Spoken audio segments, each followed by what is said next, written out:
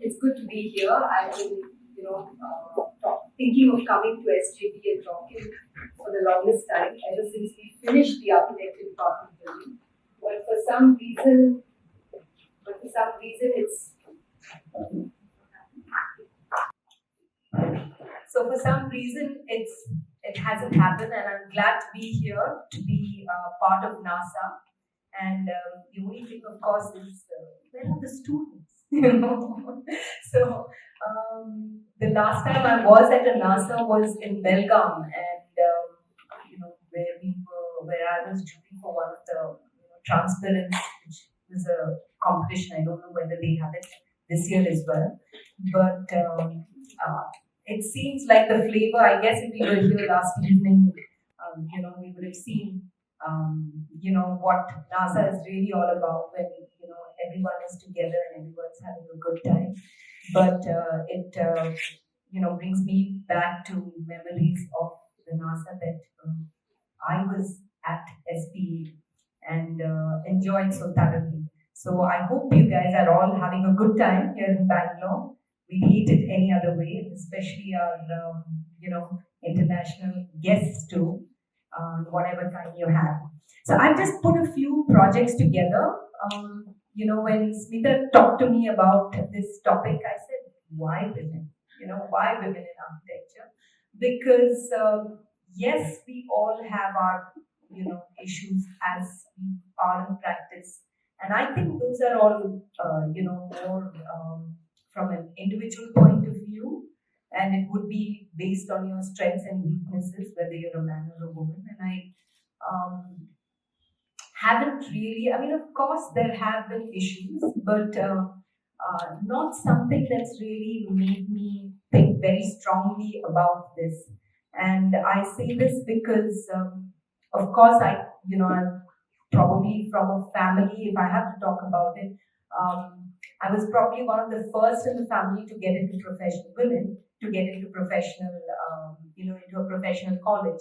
After which I got married when I was in final year. So before I actually, did my thesis and started working at Mystery Architects, I already had a child. So it did take that little time, and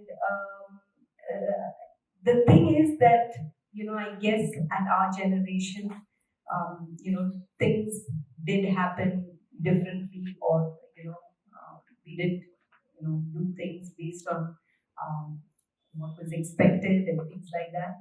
But nevertheless, I think what was interesting was that I joined Mystery Architects, and people who know Mystery Architects knows the practice, and everyone is extremely passionate. Everyone loves what they're doing. It's a lesson in life, really, and architecture is one part of it. Shahrukh and Renu bring in totally different what do you say characteristics into the practice, and it created a great bond. So that was probably my initial learnings, and I think all of us are here continuously learning. And what we then did, I did meet Namit. Namit is my business partner, and Namit, of course, is single. So he says he's married to architecture.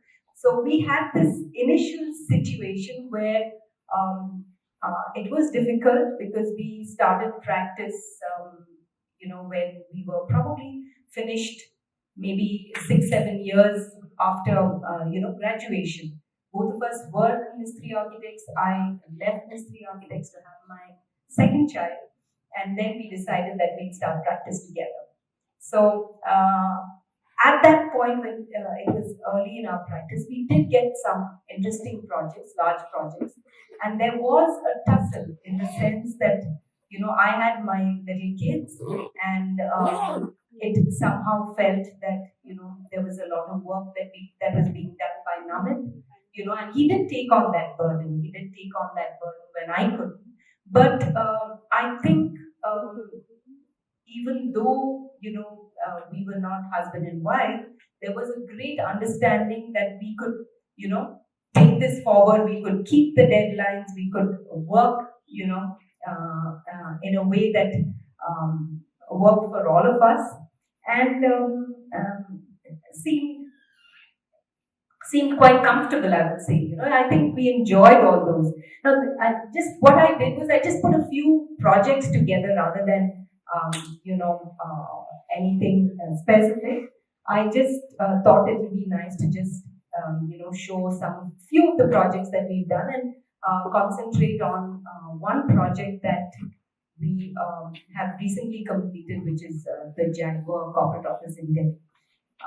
I put up this slide because this was one of the first projects we did, and as Aruna mentioned early in your practice, the strange thing was when we started practice, there were so few projects that we, used to do all our projects together. So none of them we would sit, we'd argue, we'd come up with a,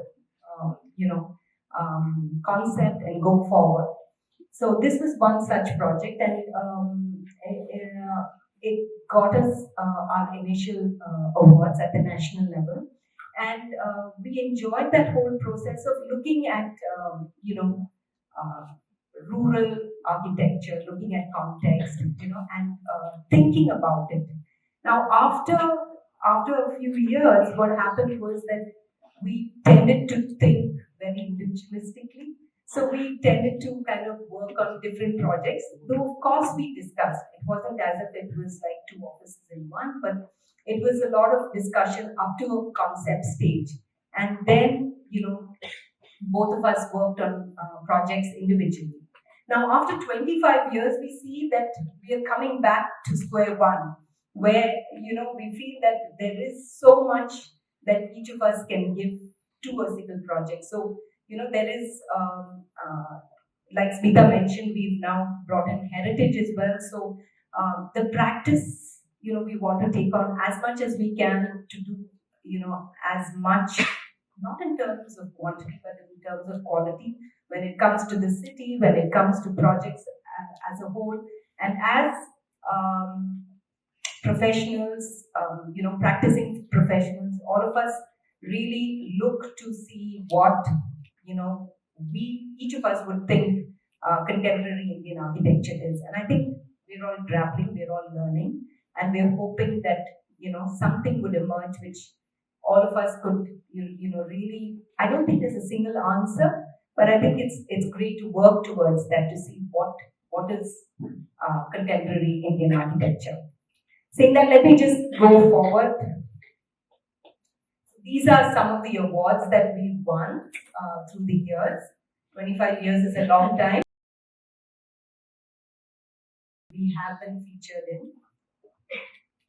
So, few projects, just a couple of slides. This is our office, which old slides, of course. This is our office. This was at a time around 12 years back when we decided that we're not going to go into a place which is a space that is there. Why not look for something that we could build on our own? So we went around, we found a person who would, partner with us and help us with the finances. It was a client really.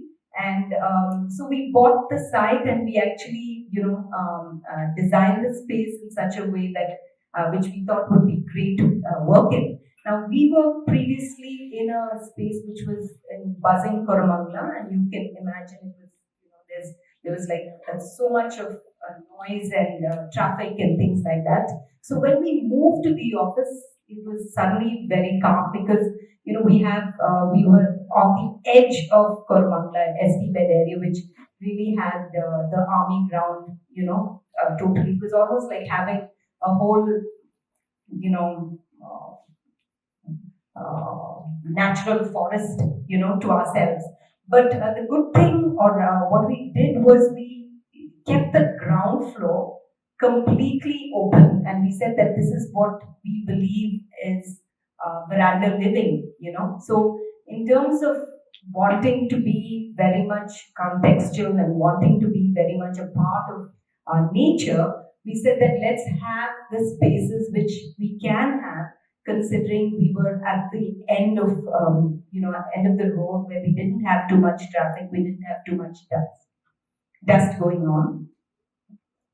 So this is the entry. Of course, we were at a point where Vastu was being talked about in such a big way. So we said, okay, let's try and see what we can do with Vastu and features. So we said we would have a water body right in front, which extended to the northeast. So that was our access point, and had this whole space at the ground floor where we worked with, I'm not sure whether you can see it, but we did work with wood and stone and created some, just interesting furniture to kind of substantiate this space, which was really for, meetings and client, meetings for contractors and vendors. For clients, sometimes we would sit out, or we had, enclosed conference space within. But what was interesting is when we actually moved to this space with all our architects, suddenly there was like, wow, this space really feels good because, it's kind of different from what we had earlier, and it had, the silence and the fresh air. So it seemed at that time with the extension of the green that we could see beyond. So you can see this is our reception table, and this is what I meant that we were experimenting with the furniture as well, trying to do things differently.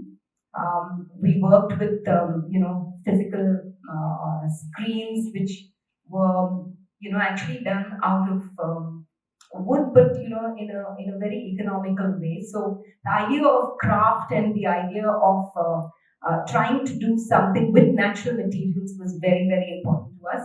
We, as a concept, GNE believes in working with nature, believes in bringing in as much light ventilation into our spaces, which I'm sure all architects do, but they like to kind of focus on it a lot more. So this is the studio level, which is more or less open. That's what it looked like. And the space that we have over here is right on top. This is Naman's space. He wanted a space which was both outdoor and an indoor space. So he likes sitting out in the open, which again is like with like a covered space where you have the openness beyond. My space, I'm not sure whether it's here. No, it's it's a slightly smaller space. Kathy, I don't know whether that had anything to do with gender. No, I just got the space which had the best view actually. So that's what happened. Coming to another project, this is a home, my home, which we actually built almost at the same time, just during when we were doing the office, and it actually was difficult because we were wondering, we wanted to go out of Bangalore because of land prices in Koromangala, and didn't realize that this part of the city was also going to be really as busy as. So we ventured out, and we were probably the only ones there. It was really more, fields which were out there. We actually got a site which was an acre and a half for 1/3 the cost of something in Koromangala. So right now we think we're extremely lucky. So what we did was we, of course, were facing the infamous Bengaluru Lake, very, very much in focus for all the wrong reasons, but we don't really see anything of it right there. As soon as we moved in here, in fact, I went to the lake development authorities and wanted to, do something about being part of the movement. And of course, at that point, they just faced some legal action from some other citizens in front of some other lake, so they literally threw me out of there. So, but I'm still trying. Still trying to see whether we can make a difference. Coming to the house, what we worked on was looking at a contemporary version of a traditional home in terms of planning. We said that having a central courtyard, but really giving it a different twist by having a water court with a skylight, making it easier for maintenance, and also having the same aspects of a courtyard worked. And it also gave an openness to the entire plan. We brought in some features which of interest, which we were very excited about. So we actually brought in this rock, which was boulder, which was from outside the city, put it in position, and then got the steps sculpted out. And I think it's interesting to try and do some variations when it comes to certain elements of a home, because that's where you kind of really test your creativity or try and do something that would really push boundaries. And this is what we like to do in various projects. We like to do something that's different, even though we're experimenting. Sometimes things don't go out the way we want it, but most times, yes, it's quite exciting to see the final product. So this is the view from the inside, and from the living room, we have like a water body, a mirror pool, and then we have the Bengaluru lake, which is beyond. So we did create an infinity edge. And if you see, I don't know whether you're going to have another view of this, but we have coconut trees which were part of a plantation over here, which we maintain to be part of the mirror pool itself. And in fact, there is a space where we maintained one coconut tree where we really moved the home to create a little bridge, create that space for the tree, and thereby maintain the coconut tree, but at the same time, really got a little bridge that enhanced the outdoor. So it seemed like a view that is constant. The lake is visible from every part of the home, whether it's from the living, dining, or from the bedrooms.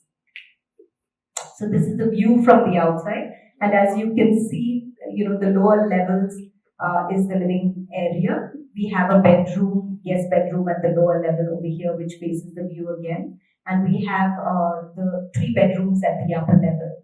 These are my kids' bedrooms, and our bedroom is right here. So all the rooms face the lake, and that's how we wanted it. It's a very transparent feel where you have a garden at the rear as well. So if you're standing anywhere within the house, you can look out into garden in every direction. This is a project that we were very proud of, because we were wanted to make a difference in the city. This is when the metro came right through MG Road. All of us were so upset, saying that it destroyed the place. Then we did, we were kind of asked to come and do something with the space that was there between between what was, I think it was about 30 feet of space, but it was a whole length.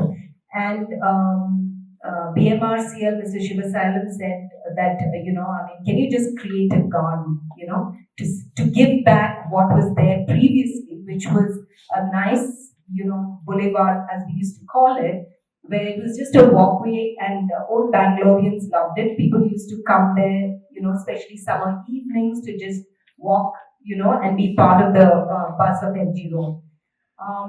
Having been given this, we said that, just creating landscape really doesn't make sense. Let's see what we can do to kind of make it a little hub of activity for people, whether they are Bangaloreans or whether they are people from across the city who are visiting. It would be a nice thing if it was a space that people could go to if they had a spare evening. Uh, it hasn't yet really developed up to that point where there is an event every day, but it's slowly getting there. And what we did was we created a couple of spaces at the lower level where we have a few galleries, and at the upper level we created the walk, the boulevard at the upper level where people could, take that walk on MG Road if they had to or if they wanted to. We were imagining that people could even skate across or, get their kids to maybe bicycle on that upper level. So there was a space that was, kept for kids, and I think quite often we see kids. This seems to be the space that's, highly populated because kids love to come and play, snakes and ladders at this on this huge board, so to say. So the highlight, of course, was to increase the garden area and to create that because Bangalore is supposed to be the garden city, and all of us architects here have a task to bring that back into focus. This is a small space that is there, which is which was supposed to be an open air auditorium, and then we said that there was way too much noise, so we may as well, enclose it and cover it. And it's a small one, so it's meant for about 75 to 80 people. This is on the left is the gallery that I'm talking about. So we have, the good thing is that there have been a lot of exhibitions of young artists that happen. And a couple of years ago, we were all part of Design Guru, which was an amazing design festival where Smita was there with students at this upper level over here. And Sujit was part of an exhibition which was very, very, very, very recognized very well by architects from all over who had come for design. Another project. This is a resort. We do projects on hospitality. And over here, I just wanted to say that this was this was a small resort that was already there in Kovalam, but we had to expand it. We had to make what was 15 room, 60 room resort, and thereby just increase all all the facilities with it. So this was a new reception area that we gave for it. It's a very traditionally, strong product, architecture that you see, and which was there. I think it was one of the first resorts which used, elements of Kerala architecture for, the rooms itself. So they had transplanted rooms earlier. So to match that, we gave this traditional looking reception. This was the spa, and of course the part of it was there already. We had this space which was already built, but we rejuvenated it, and we kind of gave it a different kind of look altogether. So I think it kind of gave a lot more. By the time we finished with it, we did a lot more with artists and craftsmen to kind of give a better effect to this entire space. This was a room that was already there, and why I put this slide in was, it is known as the presidential villa simply because it has this huge courtyard which the room opens out into, and there is this 100-year-old banyan tree. So it's a beautiful courtyard, and because of that, we said that this has to be the presidential villa. And since it overlooks this court, and the court was much larger than the room itself, so there is a little water body and an area where people could have their private massages, because this normally gets taken over by honey couples and things like that. So this is it from the other side. This is the courtyard with the part of the tree, and you have a toilet, which is part of it, and you have this massage area, which is like a little kiosk at this point here. Coming to this last project that I wanted to show, this is the Jaguar corporate headquarters in Delhi. And when we were given this project, there were various things that came to mind, because what we wanted to do was we wanted to create something that was Jaguar themselves had just cut off from Hansgrohe, and they wanted an image which would put them in par with international companies or corporates. So we went through a process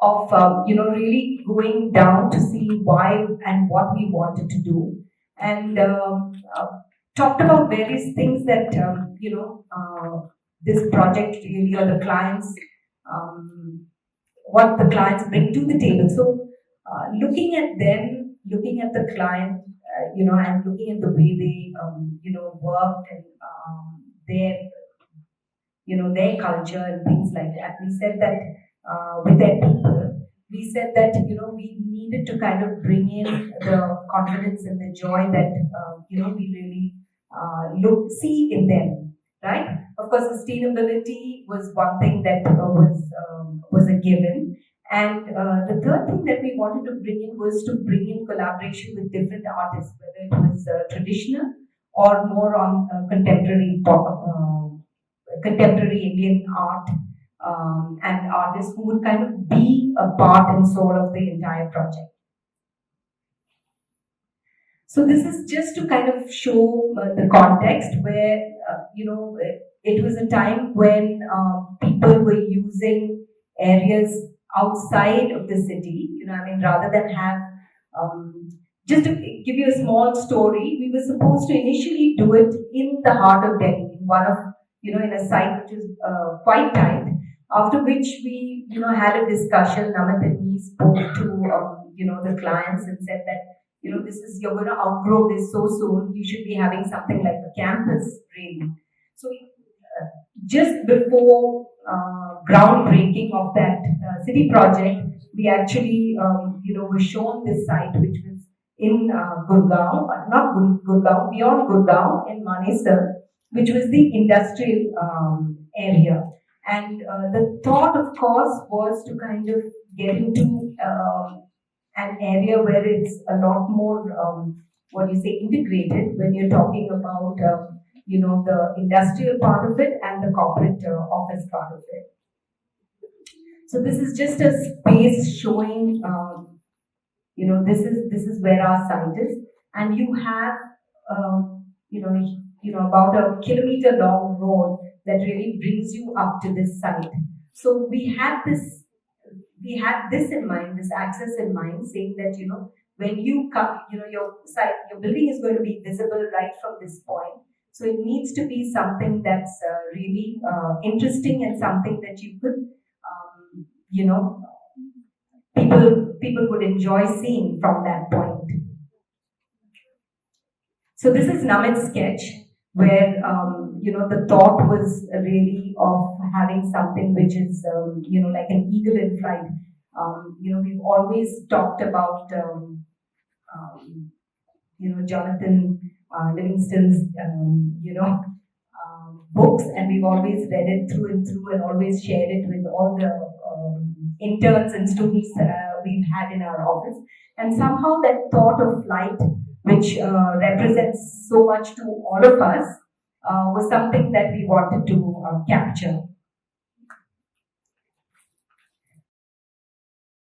That what we really did was that the idea was that in terms of functionality, they needed 3 different spaces, so which would really cover up the entire site, unless of course we put one on top of the other. That means the factory was at the lower end, the corporate office came above, and then that created this entire area which opened up for the garden in front. What also happened is that the access that we created was to the corporate office, which was above. So, from this road level, we really climbed up almost 25 feet to get to that access, which created a different effect altogether. So, over here, just to give you an idea of what it was, this is the factory, almost equivalent to 3 stories, and this was the ramp that we brought right up to the first office level, which is as much as 30 feet. Yeah, and this of course was the garden area in front, which was really created as a little bit of a wild kind of tropical garden. Also, what we looked at was, to look at a space which would be better ventilated, have a larger, surface area, so to say, and also look at, the Jaguar has 3 directors. So what we wanted to create was we wanted to create each of them having, space by themselves, or important areas of the building. So everything came together, and we worked on this particular space. Okay, this is what I mentioned to you earlier, where we had the basement floor, and then came up to the ground floor level. And just go through this really quickly. What we did was we kind of staggered it, so that it of course created some amount of complexity in the structural